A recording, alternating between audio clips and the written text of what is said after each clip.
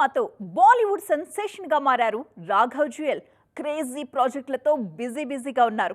Already pan India segment లోకి entry ఇచ్చేసిన ఈ యంగ్ స్టార్ ఇప్పుడు గ్లోబల్ మూవీకి గ్రీన్ సిగ్నల్ ఇచ్చేశారు. ఓ క్రేజీ స్టార్ చేయాల్సిన క్యారెక్టర్ ఫైనల్ గా యువ నటుడి చేతికి రావడం ఫిలిం సర్కిల్స్ లో హాట్ టాపిక్ గా మారిపోయింది. ఇప్పుడు బాలీవుడ్ లో సంచలన విజయం సాధించిన వైలెంట్ మూవీ కిల్. ఈ సినిమాతో హీరోగా నటించిన లక్ష్యకు ఎంత మంచి పేరొచ్చిందో విలన్ పాత్రలో నటించిన రాఘవ్ జ్యుయల్ కు అంతే గుర్తింపొచ్చింది. అంతేకాదు, కిల్ రిలీజ్ తరువాత నేషనల్ లెవెల్లో బిజీ ఆర్టిస్ట్గా మారిపోయారు రాఘవ్. ప్రజెంట్ బాలీవుడ్లో 2 సినిమాలు చేస్తున్న రాఘవ్ తెలుగులో ది పారడైజ్ మూవీలో నటిస్తున్నారు. నాని హీరోగా తెరకెక్కుతున్న ఈ పాన్ ఇండియా మూవీలో రాఘవ్ పాత్ర కూడా చాలా కీలకమన్న టాక్ వినిపిస్తోంది. ఈ సినిమాతో పాన్ ఇండియా మార్కెట్లోకి ఎంట్రీ ఇస్తున్నారు రాఘవ్ జ్యుయల్. ప్రతిష్టాత్మకంగా రూపొందుతున్న రామాయణలోనూ రాఘవ్ నటిస్తున్నారు అన్న వార్త ఇప్పుడు హాట్ టాపిక్ గా మారింది.